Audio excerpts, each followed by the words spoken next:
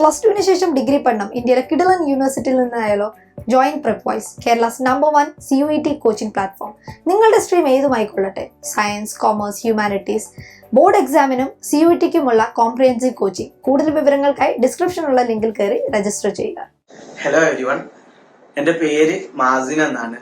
നിലവിൽ ഡൽഹി യൂണിവേഴ്സിറ്റിയിൽ സാക്കിർ ഹുസൈൻ ഡൽഹി കോളേജിൽ BA ഓണേഴ്സ് അറബിക് ഡിഗ്രി ചെയ്തുകൊണ്ടിരിക്കുകയാണ്. 3rd ഇയർ വിദ്യാർത്ഥിയാണ്. 5th സെമസ്റ്റർ ആണ് ഇപ്പോൾ നടന്നുകൊണ്ടിരിക്കുന്നത്. നാട്ടിൽ മലപ്പുറം ജില്ലയിൽ പെരിന്തൽമണ്ണക്കടുത്ത് കുന്നക്കാവാണ് സ്വദേശം. പിന്നെ അതാണ് സെൽഫായിട്ട് പറയാനുള്ള കാര്യങ്ങൾ. പിന്നെ ഞാൻ എങ്ങനെയാണ് ഈ ഒരു Prepwise മെന്റർഷിപ്പിലേക്ക് കടന്നു വരുന്നത് എന്നുള്ളത് തികച്ചും യാദൃശ്ചികമായിട്ട് വന്നൊരു സംഭവമായിരുന്നു. എൻ്റെ റൂമിൽ എൻ്റെ സുഹൃത്ത് ഇങ്ങനെ ഒരു ഓപ്പർച്യൂണിറ്റി കാണുകയും അതിന് ട്രൈ ചെയ്യുകയും അപ്പോൾ അവന് അത് കിട്ടുകയും ചെയ്തു.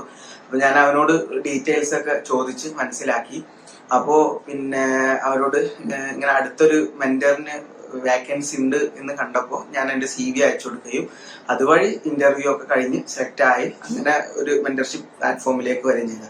ആദ്യമായിട്ടാണ് ഇങ്ങനെ ഒരു മെന്റർഷിപ്പ് പ്ലാറ്റ്ഫോം കൈകാര്യം ചെയ്യുന്നതും കുട്ടികളുമായിട്ട് മെന്റർ എന്ന നിലയിൽ ഇടപെടുന്നതും കാര്യങ്ങളൊക്കെ. അപ്പോൾ വളരെ നല്ലൊരു അനുഭവമായിരുന്നു. ടോട്ടലി പറഞ്ഞ ഏകദേശം 2 മാസമാണ് ഞങ്ങളോട് പിന്നെ ഈ ഒരു ഇന്റേൺഷിപ്പിന്റെ കാലയളവ് പറഞ്ഞിട്ടുണ്ടായിരുന്നത്. പക്ഷെ CUET NTA എക്സാമുകൾ ഇങ്ങനെ നീട്ടിക്കൊണ്ടുപോവുകയും ഒക്കെ ചെയ്തൊരു സാഹചര്യത്തിൽ അത് 3 മാസമായിട്ട് പിന്നെ വലുതായി.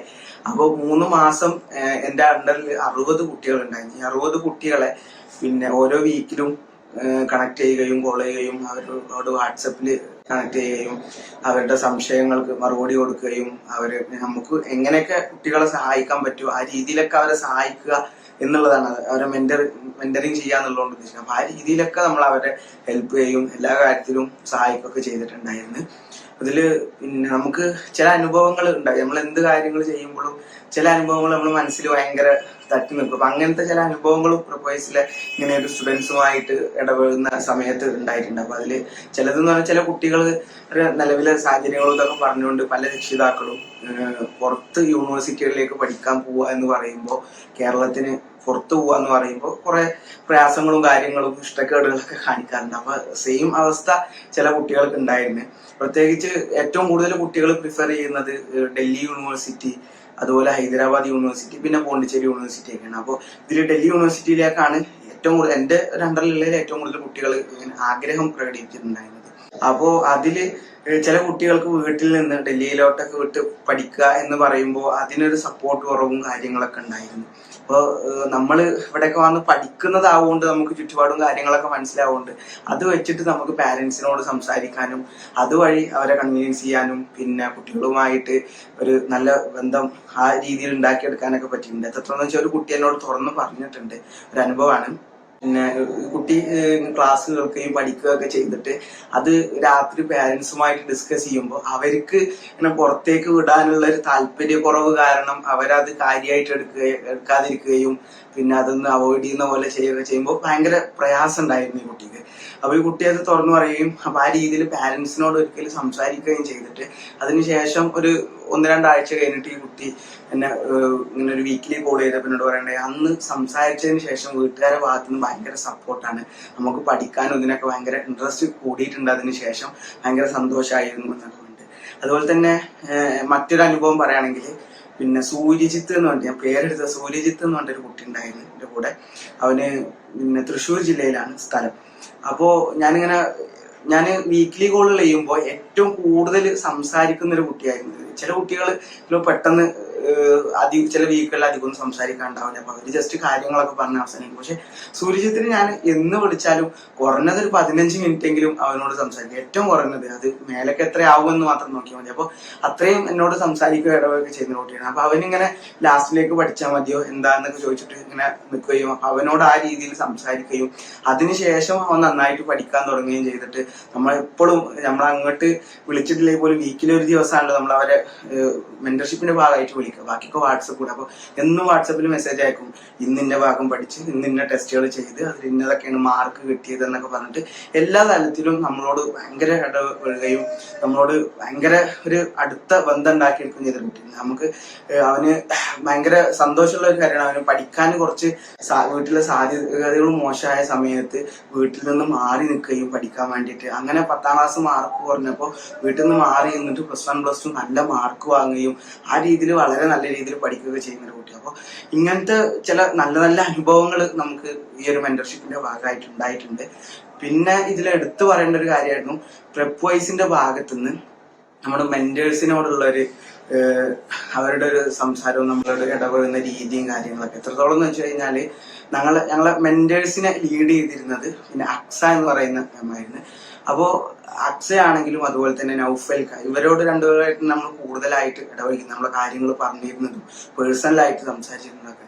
അപ്പോൾ എത്രത്തോളം നമ്മൾ വെറുതെ ഒരു എന്തെങ്കിലും ഒരു കാര്യത്തിന് വേണ്ടിയിട്ട് പൊക്കി പറയാ അങ്ങനെയല്ല കേട്ടോ. നമുക്ക് ഒരു പേഴ്സണലായിട്ട് നമ്മൾ മെന്റർഷിപ്പ് ഇങ്ങനെ ഇന്റേൺഷിപ്പുകൾ ചെയ്യുന്ന ഒരുപാട് ആളുകളുണ്ടാവും. അപ്പൊ നമ്മുടെ ഫ്രണ്ട്സിൽ തന്നെ ഒരുപാടാണ്. അപ്പൊ നമ്മൾ അവരോടൊക്കെ സംസാരിക്കുമ്പോൾ അവർക്കൊക്കെ ഉള്ള ഒരു പ്രയാസം എന്ന് പറഞ്ഞു കഴിഞ്ഞാല് പിന്നെ അവരെ ലീഡ് ചെയ്യുന്ന ആളുകളുടെ ഭാഗത്തു നിന്നുള്ള സംസാരങ്ങളും വർക്ക് സ്ട്രെസ്സും കാര്യങ്ങളൊക്കെ ഭയങ്കരമായിട്ട് ബുദ്ധിമുട്ടുണ്ടാക്കുന്നുണ്ട്. അത് പഠനത്തെയും മറ്റു കാര്യങ്ങളൊക്കെ ബാധിക്കുന്നുണ്ട് എന്നുണ്ട്. പക്ഷെ നമുക്കുണ്ടായ അനുഭവം അത് നമ്മൾ ഒരു വീക്കിലി മെന്റേഴ്സിന് മീറ്റിംഗ് ഉണ്ടാവും. അപ്പോൾ ഒരു മെന്റേഴ്സ് ഇങ്ങനെ ഒരു വീക്കിലി മീറ്റിംഗിൽ നമ്മൾ തുറന്ന് പറയുകയും ചെയ്തിട്ടുണ്ട്. എന്ന് വെച്ചാൽ നമ്മൾ ഇപ്പോൾ ചില സമയത്ത് നമുക്കും വർക്കിലോടും സ്ട്രെസ്സും കാര്യങ്ങളൊക്കെ വരാം. അപ്പൊ ആ സമയത്ത് പോലും ഇവര് നമ്മളെ കോണ്ടാക്ട് ചെയ്യുന്നതും അക്സയാണ് ഏറ്റവും കൂടുതൽ കോണ്ടാക്ട് ചെയ്തിട്ടുള്ളത്. അപ്പൊ അവര് നമ്മളോട് ഇങ്ങോട്ട് സംസാരിക്കുന്ന രീതിയൊക്കെ ഒരുപക്ഷെ നമ്മൾ ഒരു സ്ട്രെസ്സിൽ നിൽക്കുകയാണെങ്കിൽ, ഭയങ്കര വർക്ക് പ്രഷറിൽ നിൽക്കുകയാണെങ്കിൽ ജസ്റ്റ് അവരോട് ഇങ്ങനെ കണ്ടെന്ന് സംസാരിച്ചാൽ തന്നെ നമ്മളൊന്ന് കൂളായും ഡൗൺ ആവുകയും പിന്നെ നമുക്ക് നല്ല രീതിയിൽ പിന്നെ ആ വർക്ക് ചെയ്ത് തീർക്കാനൊക്കെ പറ്റിയ ഒരു സിറ്റുവേഷൻ ഉണ്ടായിട്ടുണ്ട്. അത്രയും നല്ല രീതിയിലാണ് നമ്മളോട് ഓരോരുത്തരും ഇടപഴകിയിരുന്നത്. പിന്നെ ഒരുപാട് കോച്ചിങ് സെന്ററുകളുണ്ട്, CUET ആണെങ്കിലും മറ്റ് എക്സാമുകളൊക്കെ ആണെങ്കിലൊക്കെ. ഞാൻ CUET പിന്നെ ഇങ്ങനെ ഒരു എക്സാമിനെ കുറിച്ചിട്ട് NTA ഇറക്കിയ സമയത്ത് തന്നെ CUET എക്സാമിനെ കുറിച്ച് പറഞ്ഞ സമയത്ത് തന്നെ നമ്മൾ സ്റ്റുഡൻസിന് വേണ്ടി +2 കഴിഞ്ഞ സ്റ്റുഡൻസിന് വേണ്ടിയിട്ടുള്ള ഒരു ഹെൽപ്പ് ഡെസ്ക് സംവിധാനം രൂപീകരിച്ചിരുന്നു. അപ്പോൾ ഒരു ഓർഗനൈസേഷന്റെ സ്റ്റേറ്റ് തലത്തിൽ തന്നെയുള്ള ഹെൽപ്പ് ഡെസ്കിൽ അന്ന് അംഗമായിരുന്നു. അപ്പോൾ അത് മുഖേന നമുക്ക് ഒരുപാട് കുട്ടികളുടെ പിന്നെ കോണ്ടാക്ട്സ് വന്നിട്ടുണ്ടായിരുന്നു. എങ്ങനെയാണ് ചെയ്യേണ്ടത്, എന്താണ് എന്നൊക്കെ ചോദിച്ചിട്ട് പല കുട്ടികളുടെ ഡൗട്ട്സും കാര്യങ്ങളൊക്കെ ചോദിച്ചു വിളിച്ചിട്ടുണ്ടായിരുന്നു. അപ്പൊ ആ രീതിയിൽ കുറച്ച് കുട്ടികളെ, അതിൽ വളരെ കുറച്ച് കുട്ടികളായിട്ട് നമുക്ക് പേഴ്സണൽ കോണ്ടാക്ട് കാര്യങ്ങൾ ഉണ്ടായിട്ടുണ്ട്. അപ്പോൾ ഞാനൊരിക്കല് ഇങ്ങനെ വെറുതെ ഇരിക്കുന്ന ഒരു ദിവസം പിന്നെ ഇതിലുള്ള ഒരു 6-7 കുട്ടികളെ വിളിച്ചിട്ടുണ്ടായിരുന്നു. അവരൊക്കെ വ്യത്യസ്തമായ പിന്നെ കോച്ചിങ് സെന്ററുകളിൽ CUETയുടെ കോച്ചിങ് ചെയ്യുന്ന വിദ്യാർത്ഥികൾ തന്നെയായിരുന്നു. അപ്പോൾ ഞാൻ അവരോട് എന്നിട്ട് സിമ്പിളായിട്ട് ഇങ്ങനെ ചോദിച്ചു, ജസ്റ്റ് കാര്യങ്ങൾ അറിയാൻ വേണ്ടിയിട്ട് എന്നുള്ള തരത്തിൽ അവരോട് ചോദിക്കണ്ടായി. നിങ്ങൾക്ക് എങ്ങനെയാണ് ക്ലാസ്സുകൾ നടക്കുന്നത്, പിന്നെ ക്ലാസ്സുകൾ ഉപകാരമുണ്ടോ, നോട്ട്സ് കാര്യങ്ങളൊക്കെ എങ്ങനെയാണ്, നിങ്ങളുടെ മോക്ക് ടെസ്റ്റ് കാര്യങ്ങളൊക്കെ ഉണ്ടോ, എങ്ങനെയാണ് നിങ്ങളുടെ കോച്ചിങ് ക്ലാസ്സുകളുടെ പ്രവർത്തനം, നിങ്ങളെ അവർ കോണ്ടാക്ട് ചെയ്യാറുണ്ടോ എന്നുള്ള രീതിയിലൊക്കെ ഞാൻ എന്തൊക്കെയാണ് ഇനി വരുന്ന വർഷങ്ങളിലൊക്കെ NTA ഇതേ എക്സാമുമായിട്ട് മുന്നോട്ട് പോകാൻ തന്നെയാവും സാധ്യത. അപ്പോൾ നമ്മളോട് ഒരാൾ ചോദിക്കുമ്പോൾ ഇങ്ങനെ നല്ലൊരു കോച്ചിങ് സെന്റർ ഉണ്ടോ, കുട്ടികളെ പഠിപ്പിക്കാൻ പറ്റിയുണ്ടോ എന്നൊക്കെ ചോദിക്കുമ്പോൾ ജസ്റ്റ് നമുക്ക് എന്തെങ്കിലും ഒരു ആൻസർ പറയാൻ ഉണ്ടാവണമല്ലോ എന്നുള്ള തരത്തിൽ ഞാനൊരു അന്വേഷണം നടത്തിയതായിരുന്നു. അതൊന്ന് എനിക്ക് വളരെ പേഴ്സണലായിട്ട് മനസ്സിലായ ഒരു കാര്യം എന്താണെന്ന് വെച്ച് കഴിഞ്ഞാൽ, മറ്റ് എല്ലാ കോച്ചിങ് സെന്ററും മോശമാണ് അല്ലെങ്കിൽ അവരുടെ എല്ലാതും മോശമാണ് എന്നല്ല പറയുന്നത്. പക്ഷെ പ്രെപ്വൈസ് അതിന്റെ ഭാഗത്ത് നിന്ന് കുട്ടികൾക്ക് എടുക്കുന്ന നോട്ട്സ്, സ്ഥിരമായിട്ട് നടത്തുന്ന മോക്ക് ടെസ്റ്റ് കാര്യങ്ങൾ, ഡൗട്ട് ക്ലിയറിങ് സെക്ഷൻസ്, പിന്നെ ഓൺലൈനായിട്ട് കൊടുക്കുന്ന ക്ലാസ്സുകൾ, ഇതെല്ലാം കുട്ടികൾക്ക് ഒരു വലിയൊരു വിഭാഗം കുട്ടികളെ വെച്ച് നോക്കിയാൽ, കോച്ചിങ് ചെയ്യുന്ന കുട്ടികളെ വെച്ച് നോക്കിയാൽ പ്രെപ്വൈസ് അത് വളരെ ഭംഗിയിൽ വളരെ വൃത്തിയിൽ കുട്ടികൾക്ക് അത് ഉപകാരപ്പെടുന്നതിന്റെ ഏറ്റവും ടോപ്പ് ലെവലിൽ കുട്ടികളെ ഹെൽപ്പ് ചെയ്യുന്നുണ്ടെന്നുള്ളത് എനിക്ക് പേഴ്സണലായിട്ട് മനസ്സിലായ കാര്യമാണ്.